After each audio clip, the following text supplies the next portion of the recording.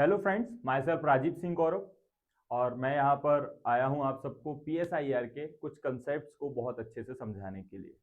सबसे पहले आप ये जान लीजिए कि जो PSIR है, पॉलिटिकल साइंस इंटरनेशनल रिलेशनशिप, इसमें बहुत सारे ऐसे कंसेप्ट्स हैं जहाँ से डायरेक्ट क्वेश्चन आते हैं। मैं कुछ कंसेप्ट्स आपके लिए एज अ डेमो पर्पस लेकर आया हूँ। इनको आपको समझना है और सीखना भी है। कुछ छोटे छोटे कंसेप्ट पर हम चर्चा करेंगे तो बहुत ज़्यादा बेनिफिशियरी होते हैं। इवन ये PSIR ऑप्शनल में तो हेल्पफुल है ही, साथ ही साथ GS पेपर सेकंड में, GS पेपर फर्स्ट में भी आपकी बहुत ज़्यादा हेल्प करने वाले। Even also in ethics these chapters or concepts will help you in the exam session. So let's go discuss करते हैं आज कुछ की कंसेप्ट को। आज हमारा जो टॉपिक है बहुत खास, बहुत अहम मुद्दा मैं आपके लिए लेकर आया हूँ। First of all, we should try to understand in this video what is the difference between western secularism and Indian secularism. ठीक है, लेट्स गो। क्या आपको लगता है कि भारत एक सेक्युलर देश है? और क्या भारत का सेक्युलरिज्म बिल्कुल वैसा ही है जैसा अमेरिका या फ्रांस में होता है? तो चलिए आज समझते हैं इंडिया और वेस्टर्न सेक्युलरिज्म में क्या बेसिक डिफरेंस है। First of all, the first question is what is the meaning of secularism? Secularism आखिर है क्या? ठीक है, तो basically first of all we should try to understand the origin of this term. This term is originated from the Latin word seculum. It means worldly. Worldly का मतलब क्या होता है? Not religious. ठीक है, देखो हम जब बात करते हैं हमारी सनातन परंपरा में, हम कहते हैं इहलोक और परलोक। यह लोक का मतलब होता है फ्रेंड्स कि इस धरती पर जो भी है वो, परलोक मतलब ईश्वरीय बातें, सत्ता की बातें, जो धरती को चला रहे हैं उनकी बातें। तो वर्ल्डली का मतलब होता है यह लोग, धरती की बात, भौतिक जगत की बात है। तो सेक्युलम मींस वर्ल्डली, मतलब इस धरती की बात, भाई कोई भगवान की नहीं, कोई पैरानॉमिकल बातें नहीं, कोई सुपर नेचुरल बातें नहीं, कुछ भी नहीं, उसको हम कहेंगे वर्ल्डली। तो इसी टर्म से ओरिजिन हुआ है, सेक्युलम से वर्ल्डली निकला। मतलब सेक्युलम का मतलब ही होता है वर्ल्डली या नॉट रिलीजियस, और सेक्युलम से ही बना है सेक्युलर। तो वेस्टर्न थॉट में इसका मीनिंग होता है रिलीजन को पॉलिटिक्स से पूरी तरह से अलग करना, the complete separation of religion from the state, a complete wall of separation between the church and the state. तो वेस्टर्न मॉडल, वेस्टर्न मॉडल में एक सिंपल सी बात कही जाती है, strict wall of separation between church and state. एक छोटा सा कंसेप्ट अगर मैं आपको यहां पर समझाना चाहूं तो मेरी बात को थोड़ा ध्यान से समझिएगा। ठीक है, देखो एक्चुअल में जो टर्म है secularism, the term secularism, Hindi में हम इसे कहते हैं, दो इसके मीनिंग निकालते हैं। द फर्स्ट मीनिंग इज पंथ निरपेक्ष and the second meaning is धर्म निरपेक्ष। अब बात ये आती है कि सर इंडियन कंसेप्ट में which term is perfectly followed in the Indian context? तो दोस्तों अगर आप समझो तो धर्म और पंथ को हमें समझना पड़ेगा। First of all we should make a difference between panth and dharma. What is the meaning of panth? पंथ एक्चुअल में जो हिंदू हैं, इस्लाम है, क्रिश्चियन है, इस्लाम है, बौद्ध है और जैनीस हैं, सिख हैं, ये सब हमारी कंसेप्ट में माने जाते हैं पंथ। इन सब से अगर हम दूरी बना लें, राज्य इन सब से दूरी बना ले और किसी को भी अपना पंथ ना माने, तो हम कहेंगे पंथ निरपेक्ष है। लेकिन धर्म निरपेक्ष का मतलब बहुत डिफरेंस होता है। धर्म जो है ये संस्कृत की ध्र धातु से निकला है। इट ओरिजिनेटेड फ्रॉम द ध्र धातु ऑफ संस्कृत। इट मींस, इसके लिए एक टर्म संस्कृत में यूज किया जाता है, डेट इज धार्यते इति धर्म। क्या कहेंगे? धार्यते इति धर्मः। इट मींस जो धारण करने योग्य है वही धर्म है। What should we follow? इसके लिए हमें कहा गया है कि क्या आप धारण करोगे, तो आप मनुस्मृति उठा लो, याज्ञवल्क्य की स्मृति उठा लो, या फिर आप नारद स्मृति उठा लो। यहां पर आपको इनके मीनिंग मिल जाएंगे। मनुस्मृति श्लोक 7 अध्याय 7 श्लोक 92 में एक श्लोक दिया गया है, वहां पर लिखा है धृति क्षमा दमो अस्तेयम शौचम इंद्रिय निग्रह धीर विद्या सत्यम अक्रोधो 10 कम धर्म लक्षणम। इट मीन्स कि ऐसे 10 आपको मॉरल्स हैं जो फॉलो करने होंगे। After then you can yourself a religious person. धृति धैर्य, पेशेंस धारण करना। क्षमा फॉरगिवनेस, क्षमा करना। दमो अस्तेयम, अस्तेयम चोरी ना करना, नॉट टू थेफ्ट, चोरी ना करना, ठीक है। उसके साथ साथ शौचम इंद्रिय निग्रह, अपनी इंद्रियों को साफ रखना। इंद्रिय निग्रह, इंद्रियों को पवित्र रखना। सत्य बोलना, truth is the basic concept of morality. हिंसा नहीं करना, अहिंसा, ठीक है। Non violence is the key concept of morality.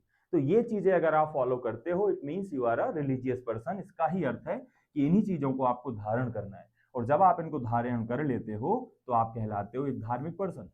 तो पूजा पद्धति से धर्म का कोई लेना देना नहीं है इंडियन कंटेक्स्ट में, अगर आप बहुत अच्छे से समझ पाए तो। धृति क्षमा दमो अस्तेयम शौचम इंद्रिय निग्रह धीर विद्या सत्यम अक्रोधो 10 कम धर्म लक्षणम। ये धर्म के 10 लक्षण है, इनको धारण करना है। धार्यतेति धर्मा, इनको धारण करने के बाद ही आप धार्मिक कहलाएंगे। तो ये तो हो गया। अब क्या आप कह सकते हो धर्म से निरपेक्ष हम हो सकते हैं? धर्म से निरपेक्ष नहीं हो सकते। धर्म की अलग अलग हमारी व्याख्या है। तुलसीदास जी कहते हैं परहित सरस धर्म नहीं भाई, दूसरे के हिस्से बड़ा कोई धर्म नहीं होता है। Mahatma Gandhi one says religious less politics is like a dead body. धर्म विहीन राजनीति मृत देह के समान है।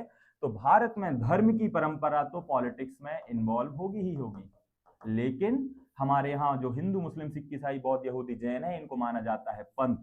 तो वेस्टर्न जो सेक्युलर कंसेप्ट है, सेक्युलरिज्म है, इसे आप इंडिया में पंथ निरपेक्ष कहोगे, धर्म निरपेक्ष नहीं कहोगे। पंथ निरपेक्ष ही टर्म यूज किया गया है in the preamble of Indian constitution. In the preamble of Indian constitution, constitution fathers use this term. They not use the term dharma nirpeksh in Hindi context, they used panth nirpeksh. In English there is a word is secularism, but in English secularism, but in Hindi that is panth nirpeksha, not dharm nirpeksha. You should understand these difference. चलो, इन अंतरों को अगर आप समझ लेंगे तो बहुत आसानी से आप चीजों को समझ पाएंगे, ठीक है। तो वेस्टर्न मॉडल में स्ट्रिक्ट वॉल ऑफ सेपरेशन है बिटवीन चर्च एंड स्टेट, ये हमने समझा। रीजन इज दैट वेस्ट का कल्चर जो है, history of western culture is very hazardous in the context of religion. जो चर्च है उसका डोमिनेशन इतना ज्यादा हो चुका था वहां के स्टेट के ऊपर। जो पॉप जो थे, the supreme personality of Christian religion is called pop. जो पॉप थे वो इतना ज्यादा इंटरफेरेंस करते थे पॉलिटिकल मैटर्स में, राजाओं पर, मोनेकी में, कि वहां पर जब डेमोक्रेसी स्टैब्लिश हुई तो उन सब ने डायरेक्टली कह दिया कि अब रिलीजन का कोई स्थान नहीं होगा। Everyone have to right to choose their religion. What? State do not have followed any religion. ठीक। अब यहां पर समझना है आपको कि वेस्टर्न मॉडल ऑफ सेक्युलरिज्म क्या है। मेरी बात को बड़े ध्यान से समझना। The western model of secularism says, example USA and France, हम इसको देखेंगे। First of all, religion is a private matter. What religion are you following? It's your personal matter. State cannot intervene in your personal religious matter. So no public display. आप इसको public में उस तरीके से explain नहीं कर सकते। Right to speech and expression तो है, लेकिन रिलीजन को लेकर बहुत ज्यादा हैजार्डस लेवल पर एक्सप्रेस नहीं कर सकते हैं। और नो स्टेट सपोर्ट, स्टेट आपके रिलीजन को कोई सपोर्ट नहीं देगा। आपको चर्च बनाना है, आप बनाओ, स्टेट पैसा नहीं देगा। आपको लोगों को क्रिश्चियन रिलीजन में बदलवाना है, आप पर्सनल लेवल पर करो। चर्च के लिए इसमें राज्य कोई भी आपको ग्रांट नहीं देगा, कोई भी फंडिंग नहीं देगा। फ्रेंच लेसाइट जो है वो वैन ऑन हिजाब इन स्कूल। फ्रांस में स्कूलों में मुस्लिम धर्म में जो हिजाब पहना जाता है उस हिजाब को बैन कर दिया गया, ठीक है। No religious symbols you can show in public places as like schools, hospitals. यहाँ पर आप पब्लिक जो रिलीजन सिंबल है उनको इस तरीके से इंट्रोड्यूस नहीं कर सकते। Here is a matter of equality, समानता, समानता, इक्वल ट्रीटमेंट फॉर ऑल, सभी के लिए समान व्यवहार की बात कही गई है। No government funded religious school. If you are running a religious school, there is a no provision of funding by the government. That's why you should regulate your schools by your own. सरकार नहीं देगी पैसा, आपको अपना school चलाना है, आप चलाओ। रिलीजन के नाम पर आप चला रहे हो तो सरकार इससे बहुत दूर रहेगी। आपका रिलीजन आप जानो, हमें कोई मतलब नहीं है, ना हम सपोर्ट करेंगे आपको, ना ही हम मना करेंगे। हाँ, अगर आपका रिलीजन पब्लिक प्लेसेस पर बहुत ज्यादा एक्सप्लेन किया जा रहा है, बहुत ज्यादा एक्सप्रेस किया जा रहा है, in that case of situation हम उसे रिस्ट्रिक्शन लगाएंगे। ठीक, की आइडिया क्या है? What is the key idea of western secularism? State stays away from religion completely. राज्य धर्म से बहुत दूर है, हाथ जोड़कर दूर है कि हमें धर्म से कोई लेना देना नहीं है। ठीक है, फॉर एग्जाम्पल कुछ की कंसेप्ट मैं यहाँ पर पहले ही लिख चुका हूं जो आपको समझा देता हूं। Let me explain. The first is key features of western model. The first key feature is the state have not any official religion. राज्य का कोई भी व्यक्तिगत धर्म नहीं है वेस्टर्न कल्चर में। The second key feature is freedom to religion. Everyone have to freedom to religion. You can choose your religion by your own decision. State cannot intervene in this matter. राज्य, आपका धर्म क्या है, आप किस धर्म को फॉलो करते हो, हिंदू, मुस्लिम, सिख, ईसाई, यहूदी, क्रिश्चियन, कैथोलिक, प्रोटेस्टेंट, ये आपका पर्सनल मसला है। राज्य किसी तरीके से आपसे प्रश्न नहीं पूछेगा कि आपने ये धर्म क्यों चुना। The second key feature is no religious interference in law making. जब नियम कानून बनाए जा रहे होंगे during the formulation of laws, there is no intervention of religion. राज्य जब नियम कानून बनाएगा उस समय धर्म किसी प्रकार से कोई हस्तक्षेप नहीं करेगा। आई बात समझ में? Third is public institutions are neutral. जो पब्लिक इंस्टीट्यूशंस होंगे, जो जनता की भलाई के लिए, शिक्षा, स्वास्थ्य, रोजगार के लिए काम कर रहे हैं, वहां पर रिलीजन का कोई हस्तक्षेप नहीं होगा। कंप्लीटली कोई आपसे भेदभाव नहीं होगा, डिस्क्रिमिनेशन नहीं होगा on the name of religion. That's why the public institutions are neutral. वहां वो धर्म के मामले में बिल्कुल न्यूट्रल होंगे। Example, first amendment of the constitution, US constitution में जो फर्स्ट अमेंडमेंट हुआ था उसमें कंप्लीटली कह दिया था कि everyone have right to choose their religion. Everyone have right, हर कोई व्यक्ति अपना धर्म खुद चुन सकता है, स्टेट उसमें कोई भी इंटरवीन नहीं करेगा, और धर्म राज्य के मामले में कभी हस्तक्षेप नहीं करेगा।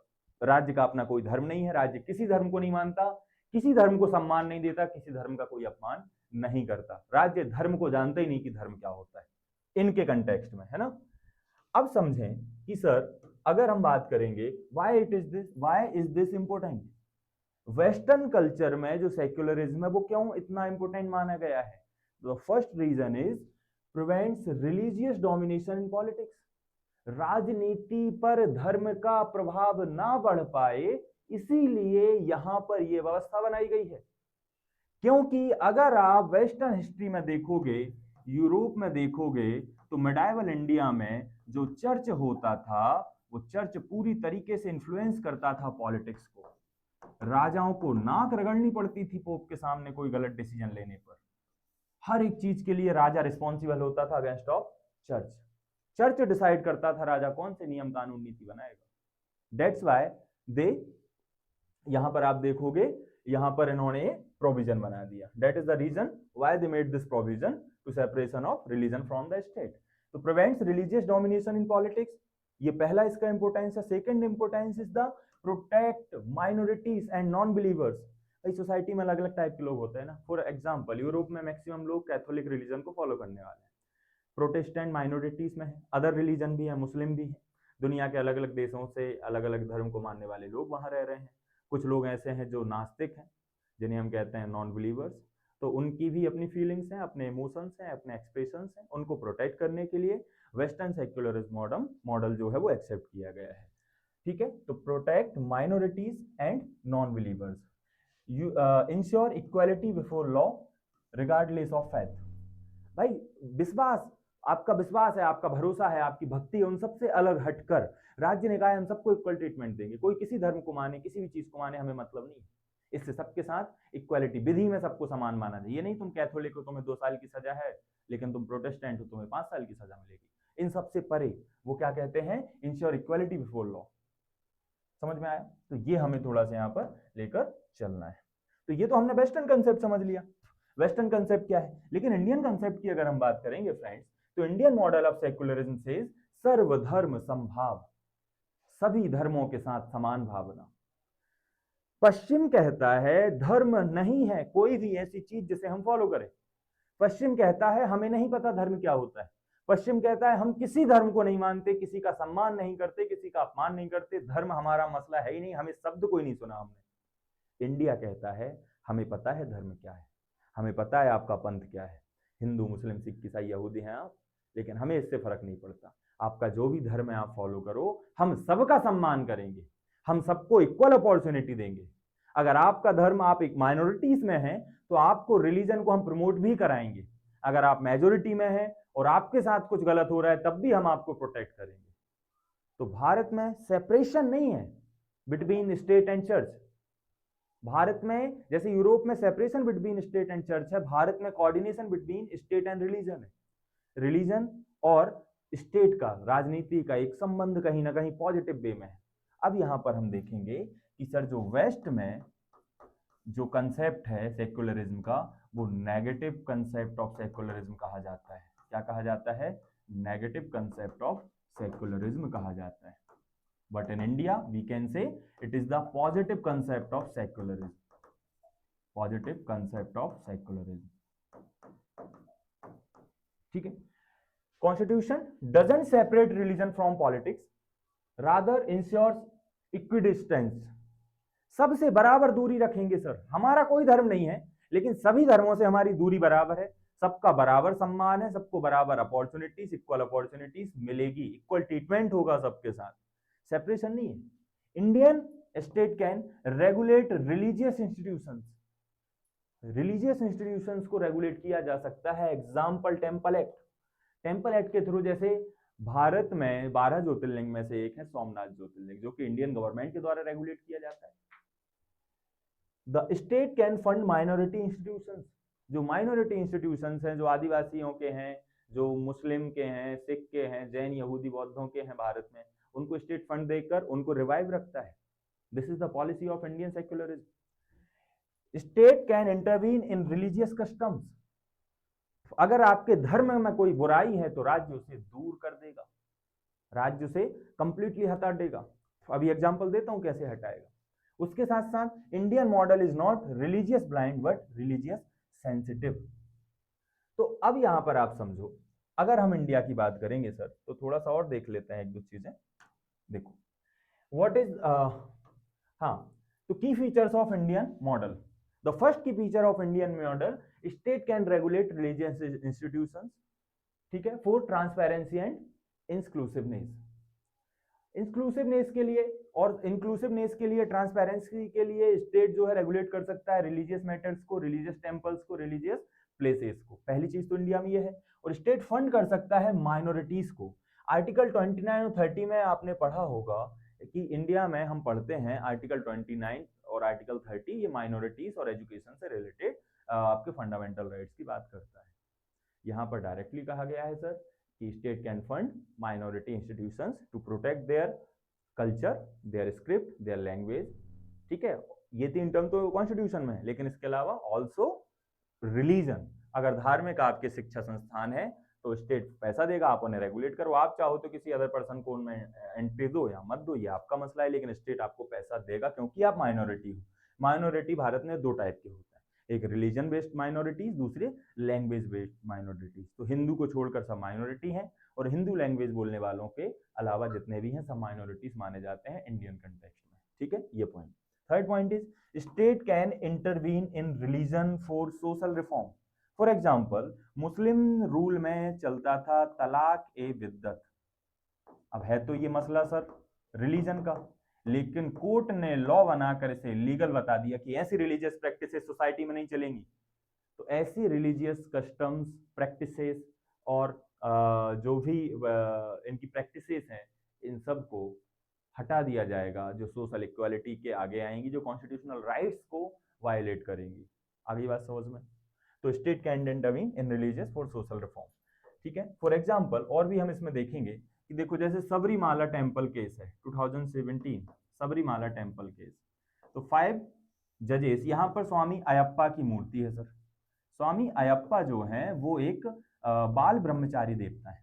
तो यहाँ पर एक प्रोविजन था कि 14 से लेकर 55 वर्ष तक की जो स्त्रियां हैं वो यहाँ पर प्रवेश नहीं पा सकती। ठीक है, क्योंकि इस समय जो पीरियड का टाइम चलता है उसके कारण उन्हें शुद्ध नहीं माना जाता, पवित्र नहीं माना जाता। ये मैं नहीं कह रहा हूं, ये फॉलोअर्स कहते थे। इस कारण से इस एज ग्रुप की महिलाओं को मंदिर में एंट्री नहीं थी। लेकिन 5 जजेस की बेंच बैठी सुप्रीम कोर्ट की 2017 में, जिसमें एक इंदु मल्होत्रा थी, फीमेल जज। जो इंदु मल्होत्रा जो है ये वकील कोटे से पहली जज बनी है सुप्रीम कोर्ट में, 10 ईयर एक्सपीरियंस ऑफ एडवोकेसी। और 4 जो है मेल जज थे। तो 4 मेल जज ने कहा था वुमेन्स को एंट्री मिलनी चाहिए, इंदु मल्होत्रा ने कहा था वुमेन्स को एंट्री नहीं मिलनी चाहिए। Indu Malhotra says religious is the personal matter of people, that's why state should not intervene in the personal matters of the people.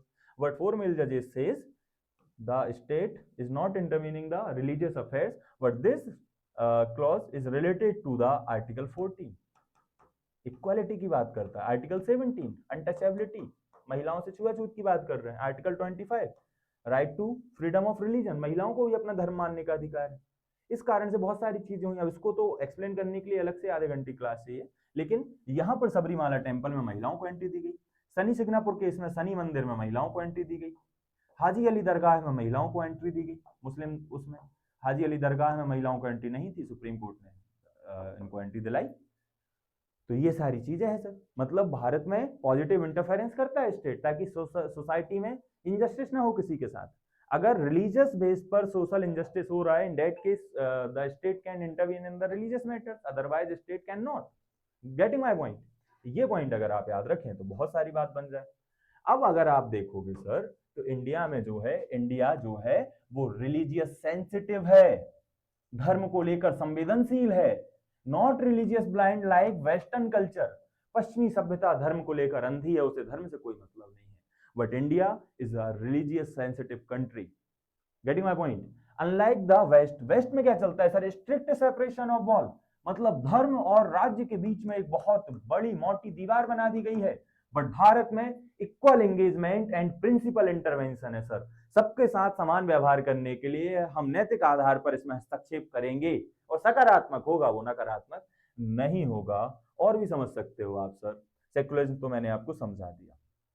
ठीक, अब देखो करेंट रिलेवेंस एंड एग्जांपल्स समझो। यूसीसी क्या है sir? Uniform civil code article 44 of Indian constitution says that equal laws for all people, ठीक है, for all followers of all religion, सबके लिए एक समान न्याय। तो वेस्टर्न कल्चर में अगर आप देखोगे तो वहां पर यूसीसी कंप्लीट तरीके से लागू है, वन लॉ फॉर ऑल, हमेशा के लिए सबके लिए एक नियम है। बट इंडियन कंटेक्स्ट में ग्रेजुअल है, सेंसिटिव ट्रांजिशन है। आर्टिकल 44 और पर्सनल लॉज जो है इनमें आपस में टकराव होता रहता है। तो ये इंडियन सेक्युलरिज्म के कारण ये चीजें देखने को मिलती हैं।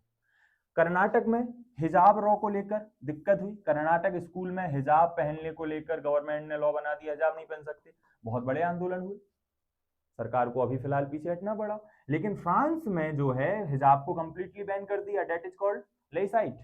आप स्कूल या पब्लिक प्लेस पर अपने रिलीजन को इस तरीके से एक्सप्रेस नहीं कर सकते। You can not wear religious symbols on public place. तो ये नेगेटिव इंटरवेंशन है। इंडिया में balancing right to religion, article 25 में जो राइट टू रिलीजन है उसको बैलेंस बनाते हुए जो डिसिप्लिन एंड यूनिफॉर्मिटी है इसको भी हमें मैनेज करके रखना है। हम कहते हैं भारत में एकता होनी चाहिए, इक्वालिटी होनी चाहिए, लेकिन हम भूल जाते हैं कि अनेकता में एकता भारत की विशेषता है। अनेकता में एकता, unity in diversity is the basic key feature of Indian society. Unity and diversity is the key feature of Indian society. अनेकता में ही एकता है भारत में, हमारी डाइवर्सिटी ही हमारा तोहफा है। इसको प्रोटेक्ट करने के लिए हम डिसिप्लिन और यूनिफॉर्मिटी से कई बार भिड़ जाते हैं। ठीक है, सबका राइट टू रिलीजन है, इसको लेकर दिक्कतें आ जाती हैं। राम मंदिर जो मामला हुआ, वर्डिक्ट आया, सबरीमाला एंट्री आई, इसको लेकर राज्य ने एक पॉजिटिव रोल प्ले किया ताकि धर्म को लेकर बहुत ज्यादा विवाद ना बढ़े। धार्मिक विवादों को हल करने के लिए स्टेट ने इंटरफेरेंस किया। I hope now you can clearly understand the basic difference between the Western model of secularism and the Indian model of secularism. Getting my point? यहाँ तक कोई आपको डाउट नहीं होना चाहिए। तो वेस्टर्न सेक्युलरिज्म कहता है कि धर्म को राज्य से दूर रखो, जबकि भारतीय सेक्युलरिज्म कहता है हर धर्म को बराबरी से देखो, सर्वधर्म समभाव। इसी वजह से हमारा सेक्युलरिज्म ज्यादा इंक्लूसिव और कंटेक्ट बेस्ड है सर। और यूपीएससी के लिए तो ये बहुत ज्यादा इंपॉर्टेंट है, बहुत ज्यादा इंपॉर्टेंट। आई होप आपको ये समझ में आया होगा। ठीक है, इसी तरीके से अब ये जो कंसेप्ट है ना सर, ये पीएसआईआर के लिए बहुत ज्यादा इंपॉर्टेंट है। पीएसआईआर का बैच हमने शुरू कर दिया है। पीएसआईआर के बैच के लिए आप कांटेक्ट कीजिए हमारी मैनेजमेंट टीम से, वो आपको टाइमिंग बताएंगी। बहुत कम समय में, लगभग 3 महीने से 100 डेज के अंडर अंडर हम इस पूरे के पूरे पीएसआईआर के कोर्स को कंप्लीट कराएंगे। इस पीएसआईआर के कोर्स में आपको 2 टीचर मिलेंगे। पहले हैं दुर्गेश सिंह सर, जो दिल्ली में एक वेल नॉन फैकल्टी हैं, जो 100+ एस्पिरेंट्स को सिलेक्शन दिला चुके हैं। मैं खुद इसमें आपको पढ़ाऊंगा, 7 ईयर एक्सपीरियंस है, पीएसआईआर मास्टर्स है मेरा, और यहाँ पर मैं 7 साल से इसको पढ़ा रहा हूँ। बहुत अच्छे तरीके से हम आपको ये कोर्स कराएंगे, आपको सिलेक्शन की ओर ले जाएंगे। और पीएसआईआर क्यों चुनना चाहिए, अगली वीडियो में आपको बताऊंगा कि why you should choose PSIR for optional subject in UPSC examination. What is the importance of PSIR in other GS exam papers. ठीक है, वहां पर हम डिस्कशन करेंगे। आई होप आपको ये समझ में आया होगा। आज के लिए इतना काफी है। Thank you so much.